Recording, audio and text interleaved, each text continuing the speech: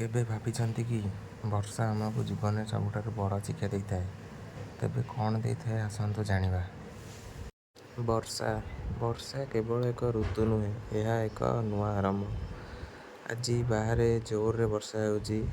କେହି ଏହାକୁ କେବଳ ପାଣିର ବୁନ୍ଦା ବୋଲି ଭାବନ୍ତି, କିନ୍ତୁ ଯେଉଁମାନେ ହୃଦୟରୁ ଅନୁଭବ କରନ୍ତି ସେମାନଙ୍କ ପାଇଁ ବର୍ଷା ହେଉଛି ଏକ ସୁନ୍ଦର ଅନୁଭୂତି।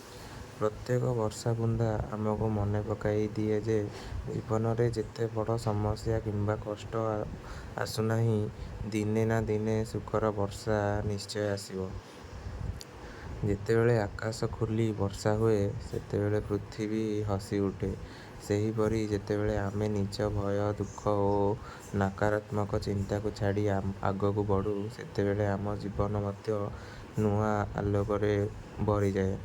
ବର୍ଷା ଆମକୁ ଶିଖାଏ ପଡ଼ିଯିବା, ହାରିଯିବା ନୁହେଁ। ପ୍ରତ୍ୟେକ ବର୍ଷା ବୁନ୍ଦା ତଳକୁ ପଡ଼େ, କିନ୍ତୁ ସେହି ବର୍ଷାରୁ ହିଁ ନୂଆ ଜୀବନ ଆରମ୍ଭ ହୁଏ। ଆଜି ଯଦି ତୁମେ ଜୀବନର କଠିନ ସମୟ ମଧ୍ୟରେ ଅଛ, ତେବେ ଏହି ବର୍ଷା ଦେଖ। ପ୍ରତ୍ୟେକ କଳା ବାଦଲ ଦିନେ ନା ଦିନେ ବର୍ଷା ହୋଇ ଚାଲିଯାଏ, ଆଉ ତା'ପରେ ଉଦୟ ହୁଏ ଏକ ନୂଆ ଉଜ୍ଜ୍ୱଳ ସୂର୍ଯ୍ୟ। ତେଣୁ କେବେ ମଧ୍ୟ ସାହସ ହାରନ୍ତୁ ନାହିଁ।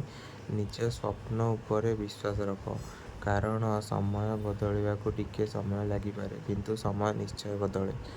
ଆଜିର ଏହି ବର୍ଷାକୁ ଉପଭୋଗ କର, ଏକ ଗଭୀର ନିଶ୍ୱାସ ନିଅ ଏବଂ ନିଜକୁ ଗୋଟିଏ ପ୍ରତିଜ୍ଞା କର, ମୁଁ କେବେ ହାର ମାନିବି ନାହିଁ। ଯେପରି ବର୍ଷା ପରେ ଆକାଶ ସଫା ହୋଇଯାଏ, ସେପରି ଦିନେ ନା ଦିନେ ମୋ ଜୀବନ ମଧ୍ୟ ଆଲୋକରେ ଭରିଯିବ।